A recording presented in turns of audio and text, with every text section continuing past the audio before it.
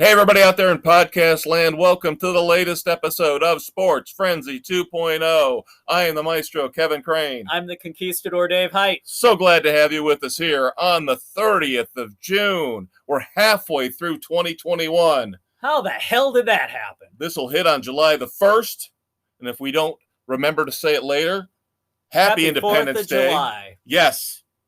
Celebrate America. Light them fireworks off. Unless you live out west where it's like drier than hell, don't start any more fires. And of course, as typical for one of our episodes, we're going to talk about how much America sucks. How much we love it, but it sucks. All right, we're going to start off with baseball. So we got a lot of sucking in baseball this week. Speaking of sucking, they suck worse than Angel Hernandez behind the plate. Are we referring to my team? Yes, we are. The great and glorious Chicago Cubs, because I was kind of hoping for a little bit of positivity coming into taping today. I figured maybe they would get the last game in the 3-game series with the Brewers. Stop the slide, stop it at 5. 7-0 lead after the top of the first, and I'm like feeling good. Even though Rizzo's out of the lineup, Bryant's out of the lineup. But no. Wow. Talk about an epic collapse. That was brutal. Cubs 15-7 Cubs final. lose today, 15-7, swept by the Brewers. So that's 3 games lost on the leader in their division. So now the Cubs sit at 42-39. Now 6 games back of the Brewers. Gee, Mr. Ross, how about how you played last week, huh? How about that? Yeah. Dumbass. And the weird thing is about the Cubs this past week, we had just missed out when we taped last week's episode on the big high of the week, which was the combined no-hitter against the Dodgers to start that 4-game series with Davies and then Kimbrel shutting them down. Tepera was in there. Chafin was in there. And it was like, okay, maybe this is awesome. They're going treading out water. west? Yeah. Cool. Ever since then, disaster. In the 4 games against the Dodgers last Thursday through Sunday, the Cubs struck out 53 times in 4 games. Damn. 53 times in 4 games. That's brutal. Like you said, where is Rossi right now to talk about how great the bats are? Yeah, they're non-existent. So yeah, I hate to say it. I hate to say I was not rooting against my team, despite the fact that I picked the Brewers this week. I know you did. Because I saw this coming. It came to you in a dream. I hate to say it, but I saw this coming. It occurred. It happened. I was omniscient. I was prophetic. And now the collapse is in full force for the Cubs. Fire sale coming after the All-Star break. Stay tuned. How about the Southsiders, bud? Starting to show signs of life after their big skid. Still in first place. Treading water with half the team on the IL, half the projected starters. Good news is Luis Robert and Eloy Jimenez are cleared for full baseball activity, so they can start beginning their rehab process. Kopech is finally back. No rehab starts. He did a couple of simulated games, so he's been activated. Billy Hamilton just got reactivated after coming off an oblique, but Engel's down with the hamstring. Don't know how long he'll be out. Eaton is now, he's been out. He's now day-to-day with the hamstring. Jake Lamb was designated on the IL with the quad strain. Today, Aaron Bummer and Evan Marshall just hit the IL. Bummer with the hamstring issue and Marshall with a forearm flexor. Jesus. I mean, we can't catch a flip and break, and we damn near lost Abreu for a significant time. He took a 98-mile-an-hour fastball over the weekend to his left knee, and it was just a bruise, and he went day-to-day, but he came back last night on the 29th as we record. So he looks good. So we'll see. It's just we're treading water. We just called up a kid from AAA, Gavin Sheets, last night. Went 2 for 3 with a couple of RBIs. So not too bad. Yeah, that's the thing. Here's the funny thing. Now, the White Sox this week are 46-32, but otherwise, they're in the exact same spot they were at this time last week when we taped. They're in first place. They're 2.5 games up on the Indians, exactly where they were a week ago. So, like you said, the definition of treading water. Yeah. Now, what about your ace last night, Mr. Giolito, getting into it with the former MVP, Josh Donaldson? Donaldson's an fucking pest. The guy just needs to shut his pie hole. That was brilliant. I'm not going to commit 100% to this when we were talking in the pre-show warm-up, but he's the one, I think, that really got the ball rolling on all this. Let's start checking the pitchers for the foreign substances. So yeah, this is not the first time he's made comments to pitchers, and I think he's going to wind up getting a fastball to the ribs somewhere down the line if he doesn't. And whoever does it can say, "Oh, well, I don't have my sticky stuff, so I lost control." Yeah, maybe you could buy me some spider tack, buddy. No, Giolito didn't have his best stuff last night. Didn't have great command, but just gave up the 2 runs through 6 innings. And the bullpen, again, Marshall gave up 3 in the 7th to make it 7-5. And thankfully, the Sox were able to hold on for a 7-6 win over the Twins. Well, there you go. So speaking of the sticky substance debate and the White Sox, because he was playing against your team. Yes. Our early dumbass call out, because I'm sorry. We've got so many. Just go ahead and let's put them in now. Hector Santiago, Mariners pitcher, gets caught with a sticky substance inside his glove. Dude, what the fuck? You know you're going to be checked and you still do this? How stupid are you? Oh, but it was rosin and perspiration. No, it wasn't. Oh, come on, Dave. That's high school chemistry. Shit. Now, of course, he did get the 10-game suspension, but he is appealing, of course. Of course. No, any pitcher right now that gets caught deserves to be done for the season. Not just the 10-game suspension. Just for being idiots. Their team should just put them away for the season for being that damn stupid. All right, so now, for the last couple of weeks, we've talked about the sticky substance debate. And somehow, all this cool stuff seems to happen with the White Sox because Isn't guys, it wonderful? You guys are playing the pitcher who's the first one to get nailed. Now, a couple of weeks ago, we talked about how you had the pitcher for the Tigers who threw up all over the mound. Yeah. Now, of course, we got another upchuck, not this time with the White Sox, but the Angels' Dylan Bundy the other night. he. Oh my God! There's minor league puking and there's major league puking, and this was major. This is all-star game quality puking. Yeah, I mean there was a pile behind the pitcher's mound to the point where commentators and radio hosts were trying to speculate what he'd been eating. I see nachos. I see pasta. There's a little tomato in there. Yeah. Now, of course, they're saying, well, it was so hot and humid. And it was, but come on. Come on. No. That was not the dry heaves from not hydrating enough. Yeah. He overate beforehand. Yeah. And it came back and bit him in the ass. Big time. Speaking of the Angels, their MVP, Mike Trout, has now been pushed back to the 60-day IL and won't be back until after the All-Star game. He's only about 50% through his rehab. Now, Here's what I want to say about the Angels.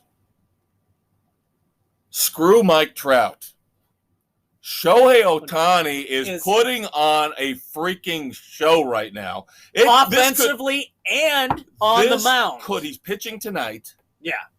This could, I am not an Angels fan by any means. This guy isn't the MVP of the league. I think you have to go back, literally, if he stays healthy, and that's a big if. But again, he's already gone through the Tommy John. Usually that means once you're done with that, you're done, you're okay. If he goes through the rest of the year healthy, this could be the greatest single-player season since Babe Ruth. Yes. I mean, I don't see how you can debate it. He's going to end up hitting almost 50 home runs, driving in 120, 130, and he's going to end up – he won't win a ton of games pitching, but he'll get 200 strikeouts, and his ERA will be under 3. Yeah. With 120, 130 innings pitched. That is unfreaking believable. It's amazing what he's putting up. Yep. And this guy is your leader for the MVP. I don't see how there's anybody even remotely close. No. He's in a league of his own this season. Now, speaking of players who are on fire, we mentioned him last week, much to the chagrin of me, Cubs fan that I am. Kyle Schwarber has not cooled off. No, he is on a amazing home run tear right now. He is still launching bombs. He tied Barry Bonds and Sammy Sosa for the most home runs, I believe, in an 18-game stretch. Yeah. Way to go! He's in the group Cubs. right now. Now, I tried to look back. I think this one's on Epstein. I don't think this one is on Hoyer. No, this is an Epstein. Epstein was the one that decided to let him go. Yeah. Before Hoyer took over. It's $3 million, and I'm sure I said this last week, $3 million between what you decided to pay Jock Peterson versus what you could have paid Kyle Schwarber to keep him around.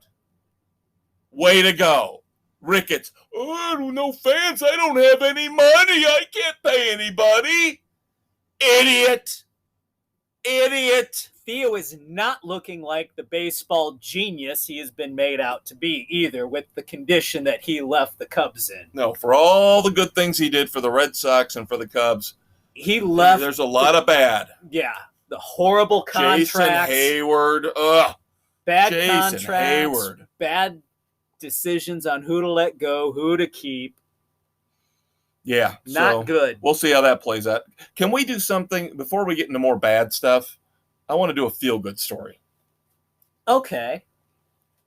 The other night, Yankees 70-year-old Batgirl, Gwen Goldman, this got was to throw a cool out the first story. pitch. This was awesome. Yes. It reflects badly on our society back in the early 1960s. When she couldn't be the Batgirl for the team. Now they didn't say anything overly sexist. No. They just said, we don't think we'd be comfortable having you around all the male players. Right.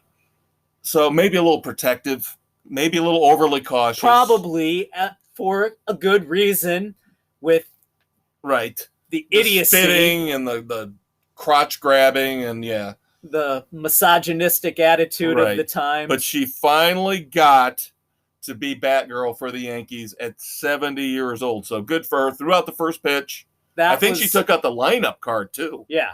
This was just a phenomenal move. So we're not all negative here, kids. We like the good stuff. We like stories like this are fantastic. Exactly. Now can we go to the bad? Yes, let's go back to the bad. Trevor Bauer. Oh, we're going 50 Shades now, aren't we? Yeah, Dodgers ace pitcher. Only on a one-year deal, though. That's massive one-year deal, but a one-year deal is now being accused of sexual assault. And the stuff that's coming out here, it's a he said, she said again. But he has got the texting. He has got proof that this lady is making up her story. Yeah, and again, she texted him saying, I want you to choke me out. Right. I want you to slap me around. This is what I'm into. Yeah, that's what I was going to say. Thank God we're explicit here at Sports Frenzy because, this is all about rough sex. And can he is. prove that she wanted rough sex? He says he's kept the texts leading up to the 2 times they got together. So we'll see where this goes. The Dodgers have got to feel good that at least, number one, he's got something on his side to exonerate him, possibly. And then number two, that they've only got him for the 1-year deal. Right.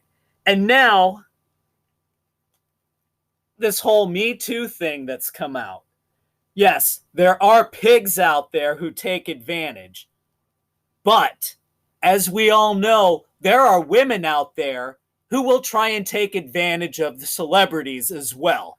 And check out the weekend edition. We will have more on this in the weekend edition involving celebrity sexual miscreants and how they've handled that this week in the justice system. Yeah, I agree completely, though. Sketchy stuff, but I'm sorry. Women, yes, you have been vilified through the ages, but you're just as vindictive and corrupt and evil as any man can be as well. And that's one thing. You want equality in the world. We've talked about this for weeks and weeks, and we'll still have some other topics here coming up where we'll bring it up. Everybody wants to be treated equally. I think the conquistador just summed it up perfectly. Equality doesn't just mean the positive stuff. Equality means the negative stuff too. That means sexual assault, you have to look at both sides. Is there vindictiveness in there? Is there jealousy? Is there some kind of a revenge factor involved? Exactly. I'm sorry, but he's 100% right. Innocent until proven guilty. The man should not be automatically assumed to be guilty just because of all the male hate that's been floating around out there in the media for the last 20 years. Exactly. And if Trevor Bauer has proof of this, you better back off of him. Let him go back and pitch every 5 days. Yeah, there's no reason he should be held accountable for this if he can back up everything, that it's not on him. There you go. And unfortunately, like I said, there's going to be more stuff like this coming up, especially on the weekend edition. But for now, let's go to NASCAR. Big news on the racing front and the NASCAR front. Before we get to the Pocono doubleheader recap and our picks for the Road America race this weekend, let's talk about SRX race number 3. Oh my God, that was fun from Eldora, the dirt track. God, my DVR crapped out because we had huge storms that night. But luckily, CBS Sports Network replayed it Sunday night, so I picked it up and watched it. I'd seen the first heat, and then, of course, all they did was plaster the yellow and the red, green map all over the place with our local news babes talking about, take shelter, you're all going to die. But stay tuned to us for more details. Yeah. Oh, my God. Well, we knew who was going to win. We talked about this last week. Who was going to win Eldora? The track owner, of course, Smoke, Tony Stewart. And my God, he put on a clinic. I have a conspiracy theory. Oh, you mean for the final? The feature, as they call it. For the feature, when he pulled down pit road to start shotgun on the field because he accidentally shut the fuel pump off. Yeah, I think he was challenging himself. I do too. I think he wanted to see if he could come from the back to the front. Could he win this from the back? I'm telling you, that's the first thing that hit me. Because they've never really explained, other than, like you said, this little, he might have had a little technical issue. No, he wanted to see what he could do. He was dominating. I mean, he didn't win both heats, but he could have won the second heat coming from the back, but he kind of backed off a little bit. Yeah, and could tell. I think he was playing with the rest of the field. Oh, he was. To drop back on purpose to last for the feature race and then blow all the way up to the front and win the thing anyway. He just took his time, made his choices, and he told the guys in the booth, even under green, talk to me. I'll talk to you. Chime in. So they go, Yeah. "Hey, Tony, how you doing?" He's like, "Oh, I'm doing good. I'm having fun." And Wasn't he about ready to get Marco Andretti? Yeah, he goes to Hinchcliffe. He goes, "Hinch, I'm about to take your buddy here to school." In another lap or so. Yeah. And damned if in the lap later he wasn't ahead of him. Yeah. It was beautiful. And so now they'll be headed to Lucas Oil Raceway down in Indy for number 4 out of 6. I'm sorry, they should run dirt all the time. That was some phenomenal racing all around. But Paul Tracy is a fucking menace. It seemed like it was the Paul Tracy is evil broadcast. I mean, God, how many people did he take out? Deliberately. How many people did they have pre-recorded before the race that came out and said, "Oh, you got to watch out for Paul Tracy. Paul Tracy's gonna do what he wants, and he doesn't care if you're in his way." And you mentioned it. Final thing before we get to NASCAR. No Danica in the booth. Mr. Hinchcliffe. He was pretty good. He was all right. I liked him. I thought he was fine. The broadcasts have been fun, though. So we'll see if he sticks around or if they bring in somebody else. Yeah. But if Danica doesn't come back, I think we're all fine with that. It's okay. It's awesome, Bill from Dawsonville, Danica. No, right. I'm loving the SRX, though. Yep. I hope somehow they can go through to next year. You know, I mean, obviously, I think they'll stick with 3 more races in their commitment as far as CBS is concerned. Yeah. But like I mentioned after the first race, the ratings have not been great. No, but people, check it out. It's fun. It is. It's great. They have more fun in the booth. Michael Waltrip, once every race, they interview him during the break between either the first heat and the second heat or the second heat in the feature. And he's always, Mr. Blue is hitting Mr. Yellow, is hitting Mr. Green. And watch out for Mr. Pink. Yeah. It's like Reservoir Dogs. All right, now the big news in NASCAR happened off the track just today. Yes, breaking news. Chip Ganassi is no longer going to be in NASCAR starting next year. He has sold the entire operation. Charters, the shop, all assets, cars, equipment, everything. To Justin Marks with Trackhouse Racing. So now Justin Marks is bringing over Daniel Suarez in the 99. Right. He will stick around for next year with this new program that they're putting together with Ganassi's assets. Yep. The question is, who's going to be that second charter? Yeah. Now, Ganassi's 2 drivers currently are Kurt Busch and Ross Chastain. So where are they going to end up? One of them could possibly stay. We don't know. It's once again, silly season starting up early, kids. Yeah. This is huge news, though. It is very big, very big. And I'm just going to say this, and we'll move on. I think Ganassi overextended himself in terms of penalizing Kyle Larson, and I think that might have killed him. I think that might have destroyed that program. Yeah. If he didn't have that stud, which we've seen this year, Kyle Larson is that guy, that stud that you want. Yeah. And yes, he made a mistake, but to nuke him for the whole season over it, I find offensive. And let's face it, Ganassi did not put the resources behind that program that he could have. No, he didn't.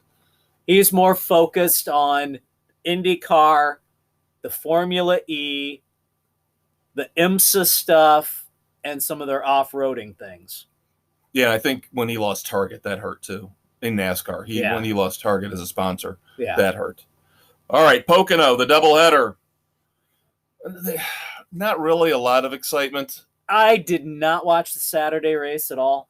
And I didn't watch the Sunday race much. I caught the end of the Sunday race, hoping that things would have panned out. Yeah, I guess I should. For our Hamlin pick on the Sunday with the gas mileage. One lap short. Denny Hamlin 1 lap short on fuel on Sunday, so Kyle Busch wins. The aforementioned Kyle Larson finishes second. So another great run for him there. Saturday, though, I'm sorry, that was the one moment of the weekend where Kyle Larson looked like he was going to win again. And flat tire, boom. On the last turn on the last lap, letting Alex Bowman sneak out a win. Yep. Gah. So overall, a really good weekend, though, for Kyle Larson. He finishes 9th and 2nd. Oh, boo-hoo. Yeah, I know.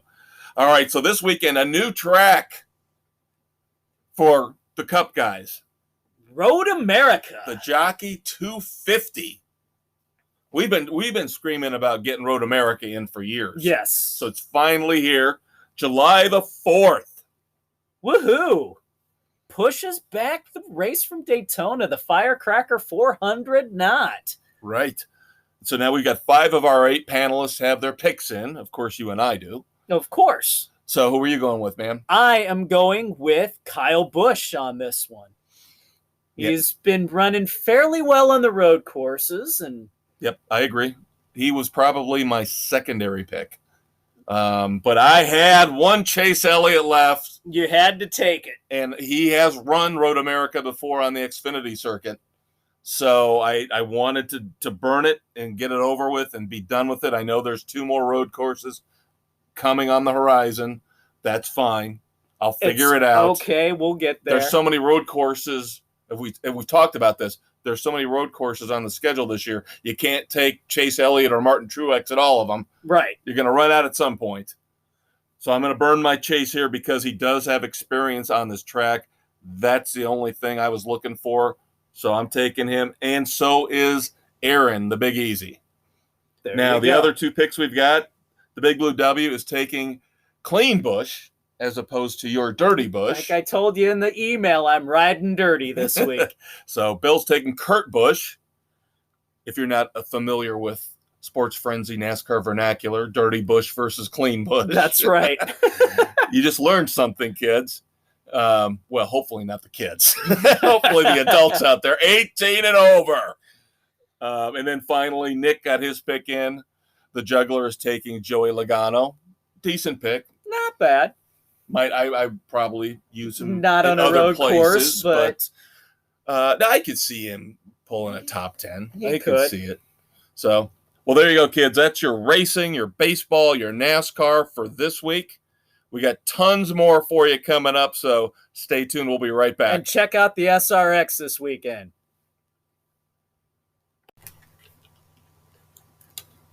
This is Coach K, and after my retirement from college basketball, I plan to become an analyst on Sports Frenzy 2.0 with the Maestro and the Conquistador every Thursday on Spotify, Anchor, Google, Radio Public, Pocket Cast, Breaker, Apple, Overcast, and Castbox.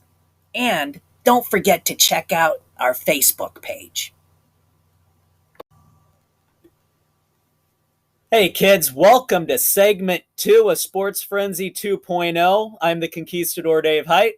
I am the Maestro Kevin Crane. And we're going to get started this one with some NBA action for you. We've got NBA semifinals going on. Bucks and Hawks are tied up 2 games apiece, and the Suns are up on the Clippers 3-2, and they've got their next game tonight as we tape. Yep. So there's your playoff recap. Well, and we've talked about this the last week or two, and it's still tainting the NBA playoffs, all these injuries, because now Giannis hyperextends his knee. That was ugly. So now you got Trae Young out with the ankle. He could come back, conceivably. Maybe. Giannis, at least from what we've heard today, no structural damage, did not tear anything. That's a good thing, but sometimes that's almost as bad. But that's what they've been saying in the other series about Kawhi Leonard's knee, and he hasn't played in weeks. Yeah. So, and I hate to see this because we've talked about how much we love the fact that we've got some new teams, some new blood in the Final Four in the NBA, and now we're getting get some of the top players that can't participate. Of course, we talked about how LeBron James says he predicted all this. You didn't predict guys rolling ankles stepping on other players.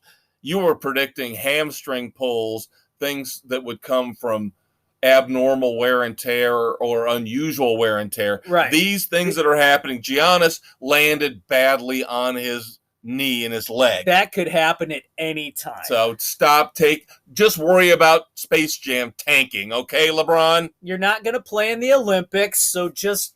He's done forever. Yeah, no more. He's retired from Olympic play. Yeah. Fine. Yeah, focus on your career as a movie star. Oh, wait, was that Dylan Bundy throwing up? Yeah, I think it was. But yeah, I still think, even with all these injuries, obviously the one team, they got Chris Paul back from the COVID situation. I think the Phoenix Suns are the team that are going to get through this. They're still the team to beat. Yeah, they are. You got Ayton, you've got Chris Paul. Booker, you've just got those big three there. And they Phoenix. just got it handed to them by their coach for their lackadaisical play in the last loss. Yep. And I'm rooting for Monty Williams too. I'd love to see him win a title. Monty has been through hell. And I will give credit to the Clippers, and I will give credit to Tyronn Lue, because I've bashed him in the past, obviously not on this podcast, but in former forums of Sports Frenzy, because I said, he's the hand-picked guy that LeBron wants, and he's the one that got them the title in Cleveland with the Cavaliers. I ripped on Doc Rivers last week, and this is why. Because it's amazing how without Kawhi Leonard, the Clippers are actually trying to hold their own and doing a decent job of it with Tyronn Lue. Whereas Doc Rivers, I think the team would have folded up the tents and gone home already. Probably. So we've got new coaches. Yes. And controversy already with one of them. Yep. Rick Carlisle, we talked about how last week he was out in Dallas. Now he's back in Indianapolis, not an assistant to Larry Bird, but now the head coach calling the shots. Right. So we'll see how that goes. The Mavericks, oh God. You give up on Rick Carlisle and you bring in Jason Kidd. Really? Sorry, I'm not a Jason Kidd fan at all. He has never struck me as the most intelligent human being on the face of the earth. He's kind of one of those overhyped coaches. I'll tell you what, I want to do an aside here. And you and I can discuss this here for a minute. We got some time. We've talked about recycling head coaches. Yes. It happens a lot in all the major sports. But I think it happens maybe even more so in basketball. But when you see something like what's happening with the Atlanta Hawks right now with Nate McMillan, who has been through the grinder, he has been head coach here, assistant coach here, head coach here. And now maybe he's finally hit on the right players that understand what he's saying and what he's trying to teach. I guess that's why Jason Kidd's getting another chance with the Mavericks. That's why Rick Carlisle is coming back to Indiana. At some point, maybe this recycling thing works. Even Monty Williams is on his, second or third team, because he was the coach at least of the Pelicans. Yeah, and they that's a dumpster fire down there for another day. That I think they just flat out gave up on him. All the injuries that they had when he was there, what happened was in no way a reflection on him as a coach. It was just bad timing on injuries and poor personnel decisions from management. Right. He got the best out of that team that he could have. Right. So we've got a lot of recycles here. Last week you mentioned the Celtics went with some new blood with Ime Udoka. Yep. And now the guy that I think is going to be the really good next head coach, controversy, Chauncey Billups, goes to Portland. And now, how many years later? Lots of years. I mean, over a decade, right? Yeah. At least over a decade. Over a decade later, claims of an assault are being made against him. Right. And Damian Lillard supposedly now wants out of Portland all of a sudden. Well, no, the claims were there 10 years ago, but now they're being rehashed. Right. But supposedly Damian Lillard when he heard that Billups was going to be the new head coach. And I'm not for giving players a say, but at the same time, didn't anybody just kind of pass it by him and go, hey, what do you think? We're going to hire this guy. And then maybe he could have backed off at the last minute if he really has that kind of a problem with Chauncey Billups. Is this the whole Aaron Rodgers 2.0 thing coming up now? Well, in basketball, this has been going on for quite a while now, where the players run the league. Yes, I'm going to say the un-PC thing. The inmates run the asylum. Because it's 100% true. So now there's rumors Damian Lillard could go to the Knicks. Via free agency. And I heard the T-Wolves, for some reason, some bizarre reason, sounds like they're willing to trade for Ben Simmons and take on that massive contract we talked about last week. What? Really? I guess the Timberwolves are just willing desperate. to get anybody They're to come play for them. desperate. Because nobody other than Ben Simmons could probably end up playing for them. I mean, Karl Anthony Towns is still up there, but I got to imagine the minute he can get out, he's going to get out. You know, there are just some organizations. But A-Rod's now the owner, so.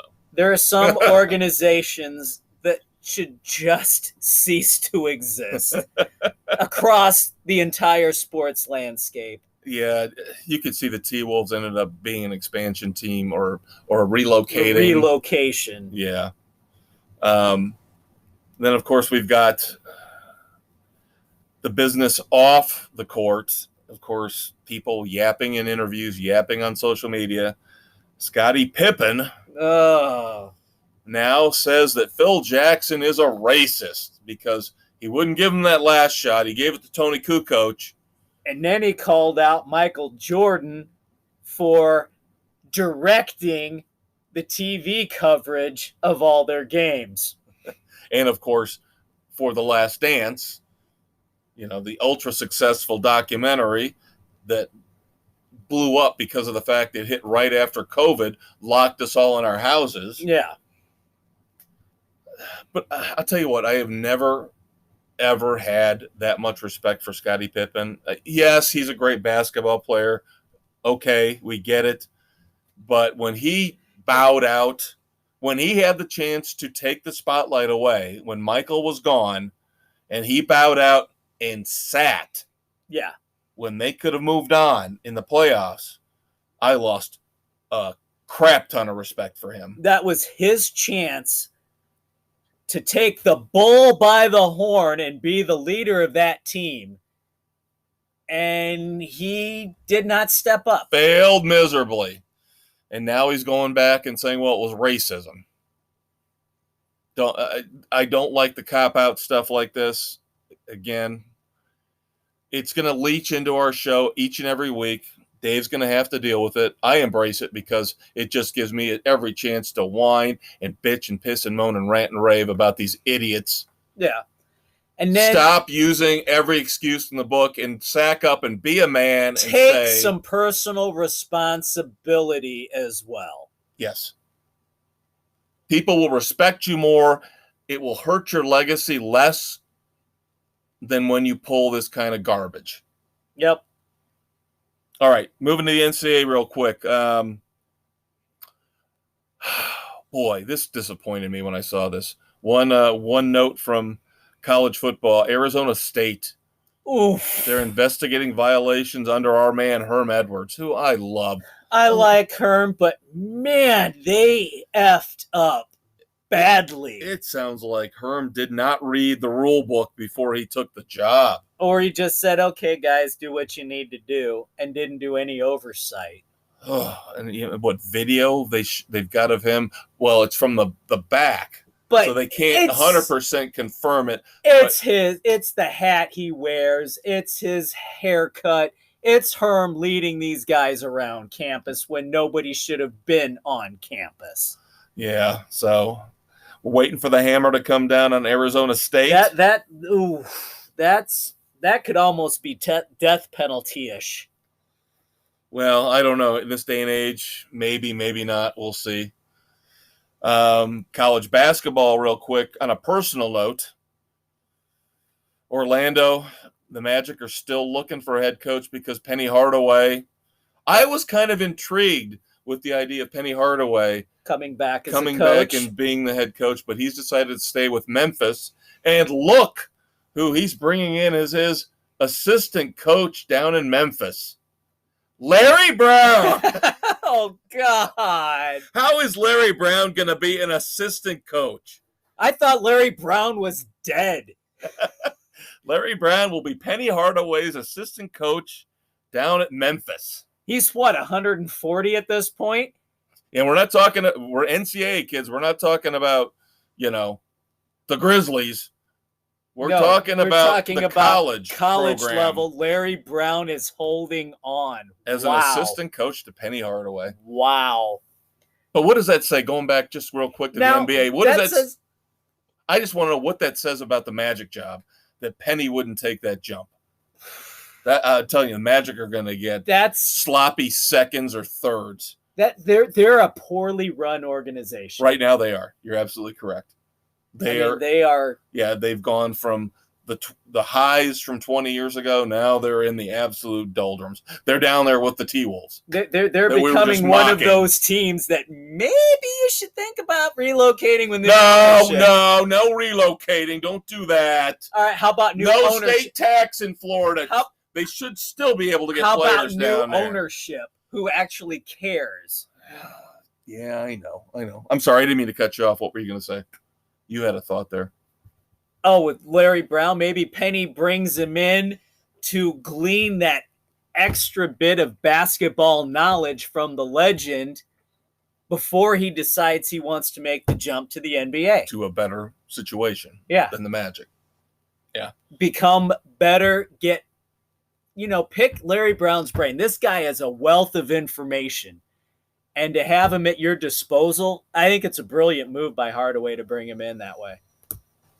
Yeah, and now that I think about it, going back to the Magic, I think they might actually be the worst organization now in terms of where they're set up in the NBA. Because at least the Pistons have the number 1 overall pick. Yeah. The T-Wolves, like we said, have Karl Anthony Towns. They've got new ownership coming in, even though it's, the egomaniac A-Rod. And if they can actually get Ben Simmons, that's not abysmal, I guess. That's a start. I wouldn't trade any high draft picks for him, but no, if you're going to take on that contract, that's enough right there. Yeah, I'm thinking the Magic might actually be right now the worst organization in the NBA. That kills me, man. That kills me. That kills me. Oh, I love my Magic, and it's killing me. All right, bud. It's your time to shine. It is time for us to go on the ice. It's getting cold, kids. Hockey. All right. As we're talking tonight, Game 2 between the Lightning and the Canadiens is going to be taking off. And Tampa won Game 1. So we'll see how that rolls out. Handily. Yeah. So I would love to see the Canadiens pull this off just because a team from Canada has not had a sniff of the cup in so long. This was their first final since '93 for the Canadiens, right? Yes. Yeah. Yes, it is. And guess what I'm going to tell you before you take off again? Go Tampa! My Florida teams. Go Tampa! City of Champions! Tampa! I got to go with the Canadians of the Montreal there. All right. Ugh. First Kraken head coach was named this week. Yes. The Seattle Kraken. I did not write down who their head coach was. Dave Hextall is the first head coach. Just because I don't care about the Kraken. Oh, come on. It is already the coolest team in all of the major sports. The Kraken? The Seattle Kraken? Come on. We'll see what they do. All right. What about the Blackhawks? The big news today. Jonathan Toews makes his return to the Blackhawks training facility and finally comes clean about what has plagued him, his illness that had him so run down. chronic immune response syndrome. Basically, this was a condition that any stressors impacted various organs and whatever physiological parts of your body randomly and just wore you down.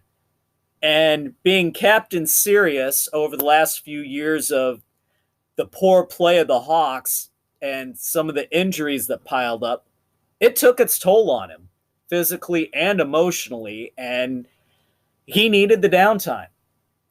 And he says he's back to 100% and he's ready to get going for this year. So I'm excited to have him back because, my God, Mr. Face-Off, this guy is one of the face-off masters in the NHL. And that is an area that the Hawks were sorely lacking. So that's going to be a huge boost. And now, I gave it to you last week, putting it out there, and now it's finally gained the traction, all the crap about that sex abuse scandal. And the NHL has taken notice, and Bettman has come out and said that they're going to wait until the investigation is done before any discipline's going to be handed out. And ESPN finally, a day or two after we talked about it, you talked about it, they finally put it on their front page. Yeah. And I have to give credit to the Sports Network out of Canada because they were the first ones to report it and put the article out that I read, and nobody else picked up on it. CEO now, Danny Wirtz, son of the current owner who's taken over, says they are bringing in federal prosecutor Reed Shar to conduct an independent review of what was going on. So the Wirtz family's taking this serious. I don't think McDonough and Bowman and all the people at the time let the Wirtz know that this was going on. If they would have known, something would have been done because they're trying to bring that organization back up and they wouldn't have let this crap happen. So shame on John McDonough. And I think right now Bowman is the only one left in the regime. And you know I can't stand his ass from past episodes. So he needs to be held accountable as well. Also, concerns about the NHL players going to the Olympics in Beijing, China, the heart of COVID country. NHL Players Association had negotiated to get the players back for the Olympics. So they've got some things to work out on how that's going to plan out. And they have to do it quickly because the schedule is going to be made and that has to be taken into account. Yeah, and it's not just hockey; it's all the sports, all the competitions that are heading over there. You're seeing a lot of opt-outs. You're seeing a lot of people questioning if we should even go over there at all. Now you got the Delta variant with COVID that people are freaking out about. So get vaccinated, people. I'm glad you brought up the Blackhawks story, not just because it's a great job by you of shining a light on that, but it also.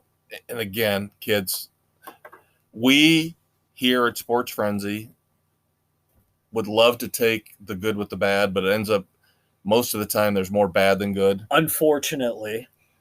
So Dave brings up the situation with the abuse with the Blackhawks. And of course, we were talking about college here a few minutes ago. Now there's a former Ohio State doctor who has been accused of sexual assault. There is a lawsuit now. 29 former male athletes are involved in this lawsuit. Now, the doctor in question has died.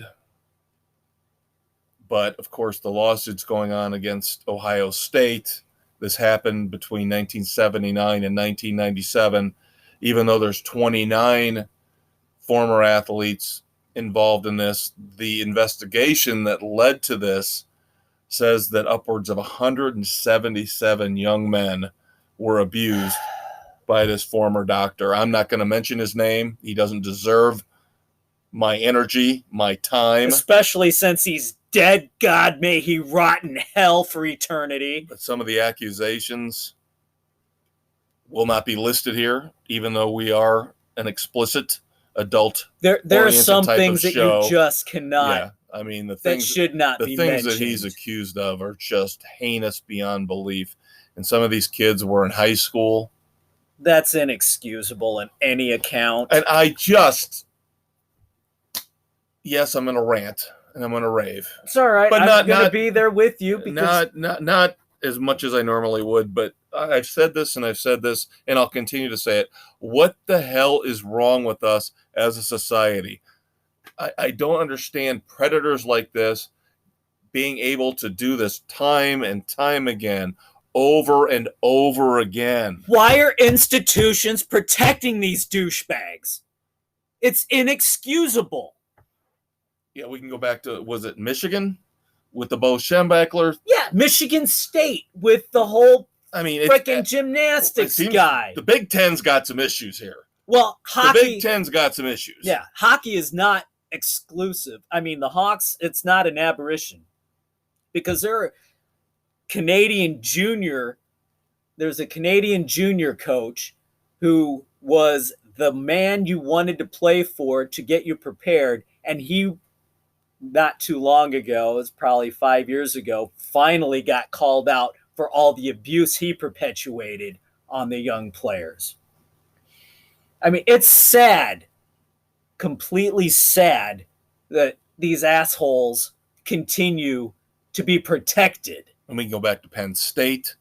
Again, why does this seem to happen in the Big Ten? It seems very odd to me that this stuff all seems to happen in the Big Ten. I know it's happened in other places, but lately the spotlight, the dark spotlight, is shining on the Big Ten. Yeah. Somebody needs to do something. I don't know if you need a change in leadership. I don't know if you need to start telling these big schools, these untouchable schools, the Ohio States, the Michigans, the Michigan States, the Penn States, you screw up again, you're done. You're out. You're out of the Big Ten. Done. We're kicking you out completely. You're not getting a slap on the wrist. You're going to be out of our conference completely because we're not going to tolerate you doing this to our image anymore. And a stand needs to be made by all conferences not to pick these people up. Yeah. Accountability has got to be there. Yeah, I wish I was going to say things are going to be more sunny, happy, bright, and shiny in the next segment, kids, but you never know. We got dumbasses coming, so that's usually not a good portent of things not. To come.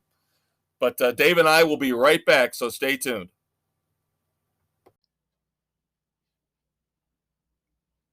When the mindless zombies at the major sports networks won't leave you alone. When the forces of evil on local sports radio have you cornered. Load up the boomstick known as Sports Frenzy 2.0. Available on Spotify, Anchor, Google, Radio Public, Pocket Cast, Breaker, Apple, Overcast, and Castbox. Kevin Dave will drive the dull and boring voices in your head away and offer you the sports salvation you need. New episodes drop every Thursday. And don't forget the weekend edition every Saturday, where the maestro and the conquistador might just review your favorite horror flick. Sports Frenzy 2.0. It's groovy.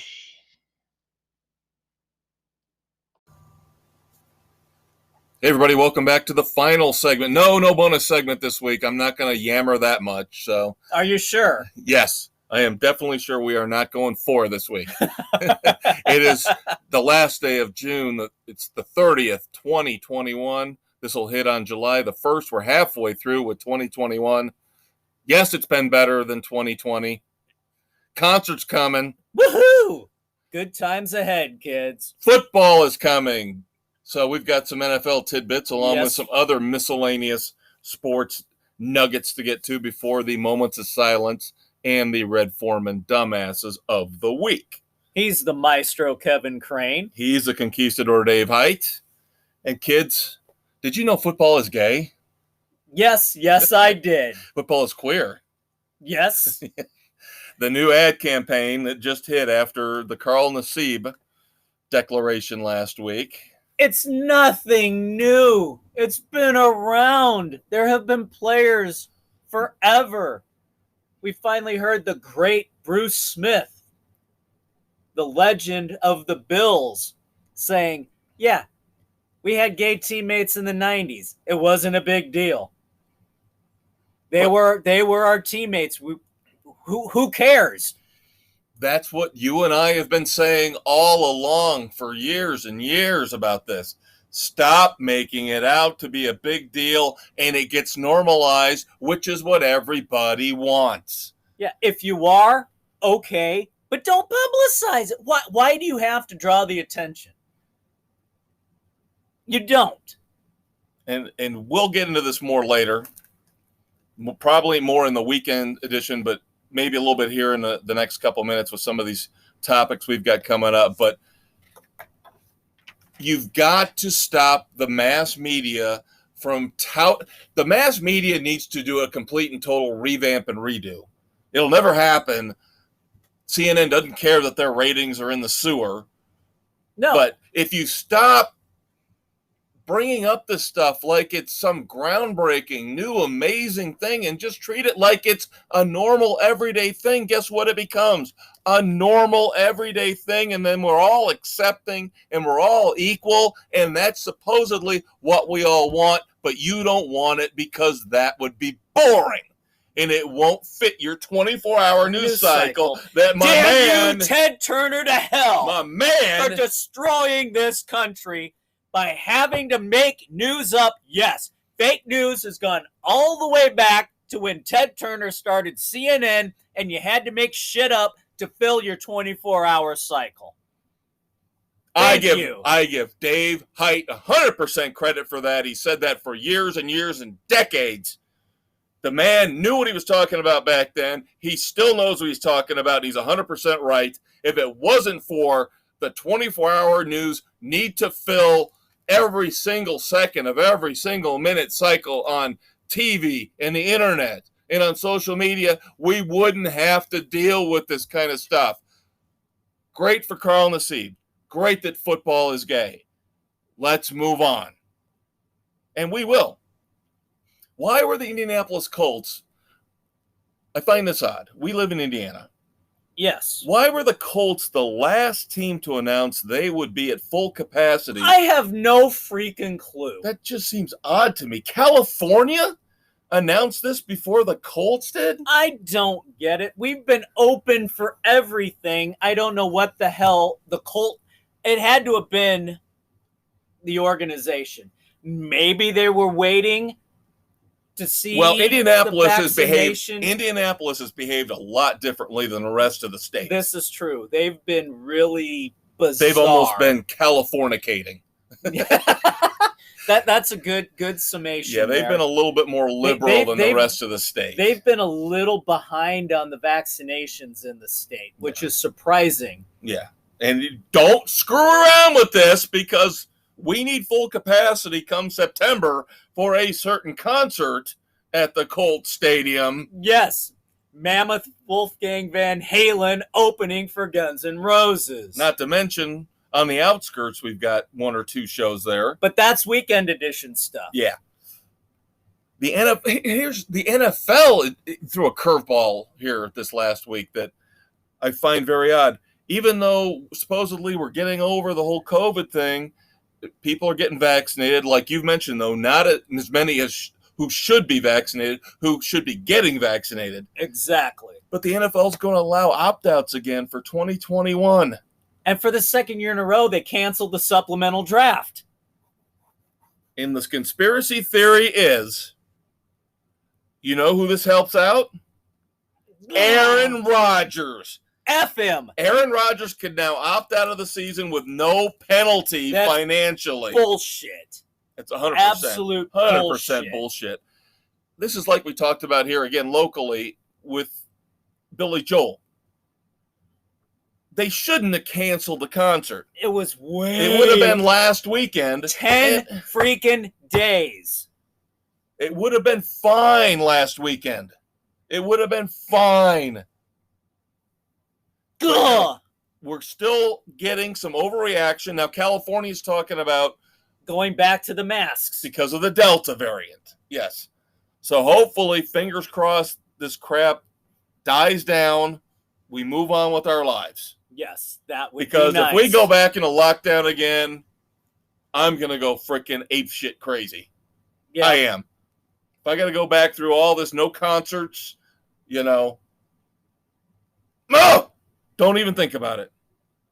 What I am going to think about is Bucko Bruce on a helmet for the Tampa Bay Buccaneers because the NFL is allowing secondary helmet designs. Helmet designs is awesome. Now, I'm sorry, but why does the helmet need to be presented before the season for approval?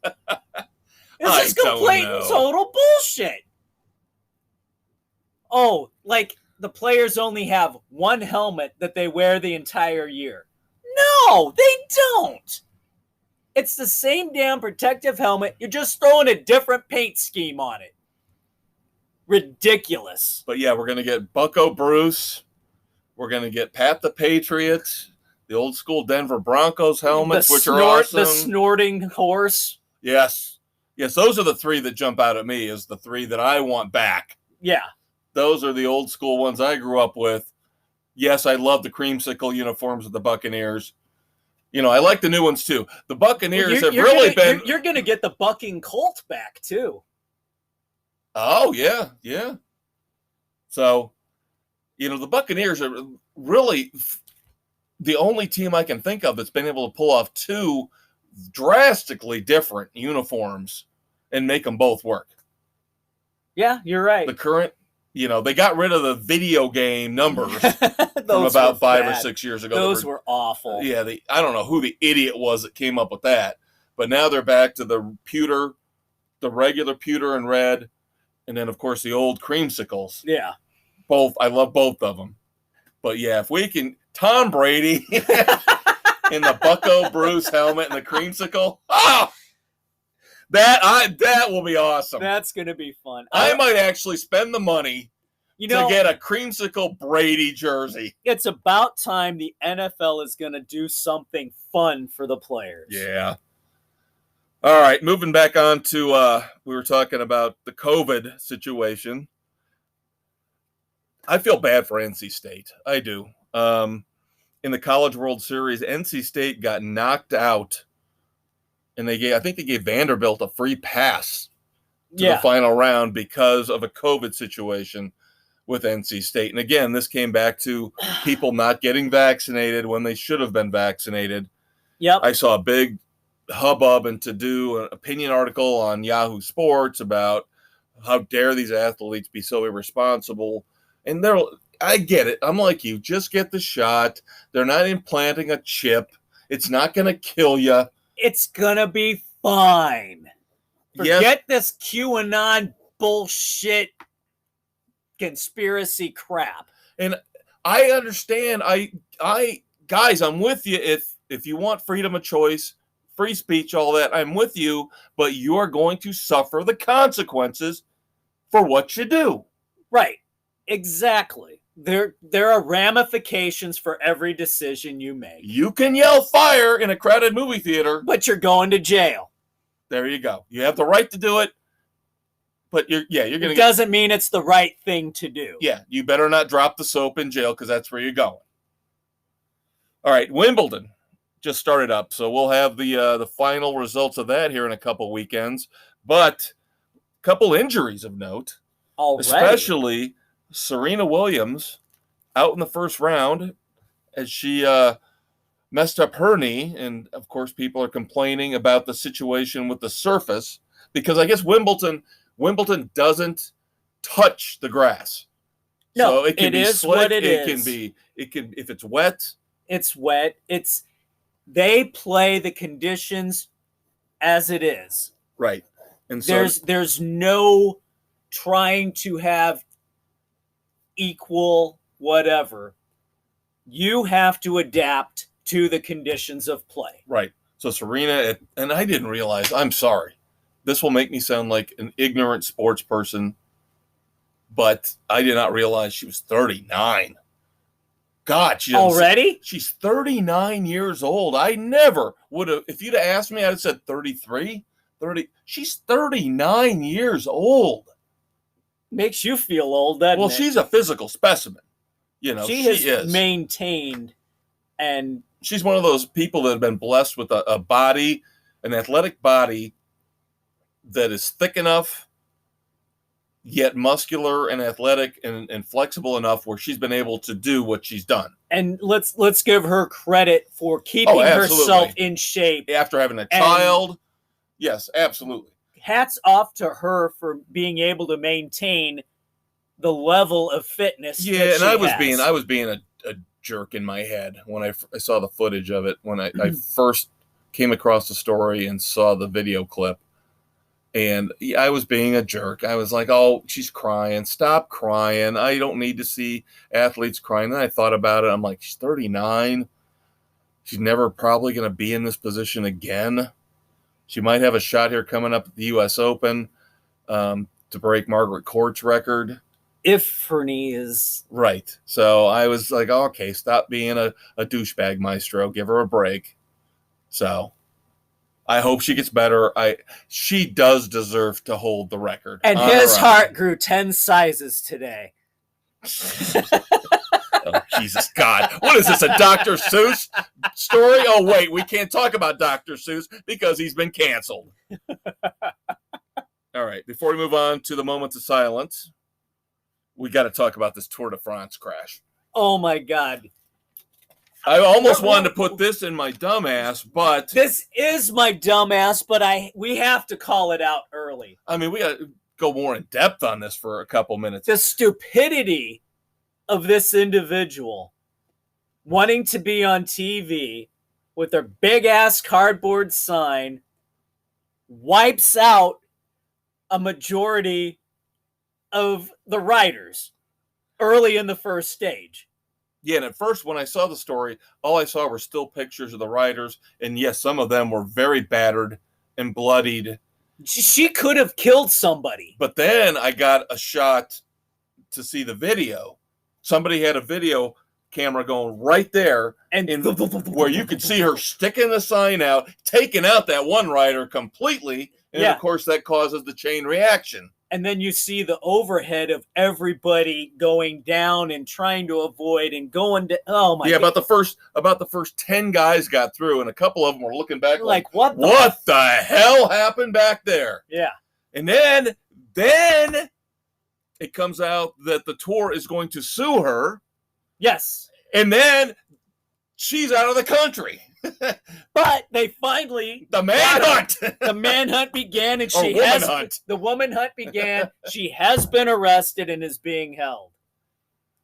Boy.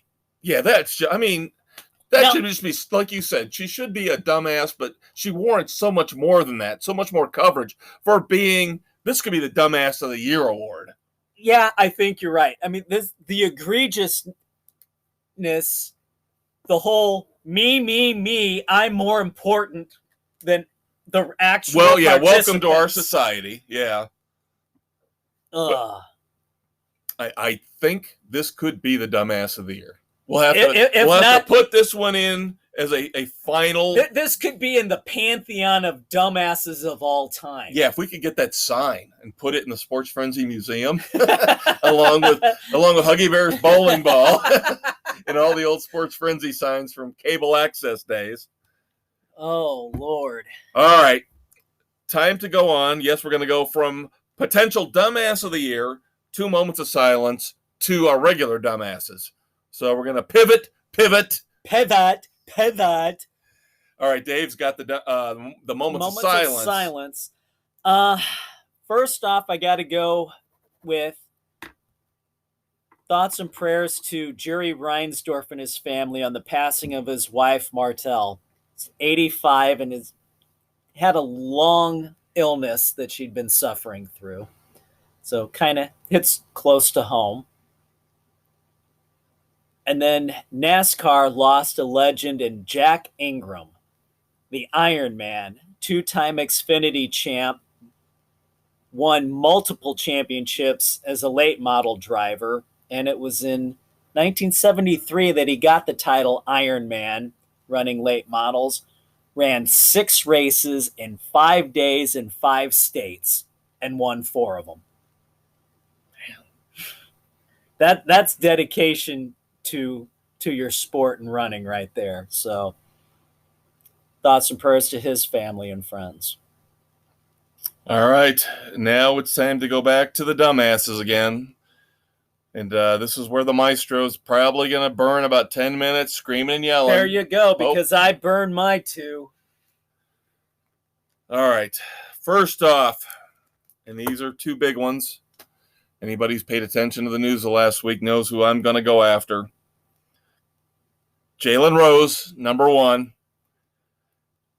He's an idiot. He's always been an idiot. I've never understood why ESPN ever gave him a job to begin with. He can barely put 2 sentences together. He was part of the Fab Five. Yeah, him and Chris Webber, neither one of them. This tells you about the quality of education you get at Michigan, I guess. Yes, it does. Hurts my ears when I hear Chris Webber doing an NBA game. And it hurts my ears and my heart when I hear Jalen Rose being a racist. He is a racist, people. Whether you want to believe it or not, whether you want to say white people are the only people that can be racist. No, everybody can be a racist, and Jalen Rose is a racist for calling out Team USA in basketball for putting Kevin Love on the team, saying that he's disappointed, Jalen Rose is, that they did that token white boy because on the they team. called him a token white boy. And this is the great and glorious progress we're making with all these neo-hippies, all these BLM people, all the Antifa people, all the liberals, all the progressives. This is the progress we're making now. And this is ESPN has not fired him for this yet? No, because he gave a pseudo-apology about it. How many other people have given heartfelt apologies that were still let go? Here's the thing. You can make the argument that Kevin Love might not have been one of the 12 or 15 best players, but as Jerry Colangelo pointed out, he does have experience in the past in the Olympics. This doesn't necessarily mean we're only picking the best players right now. It's a 4-year, now a 5-year gap, right? From the last time we played. Yes. So maybe he's taking the best players over the last 5 years in terms of cumulative ability.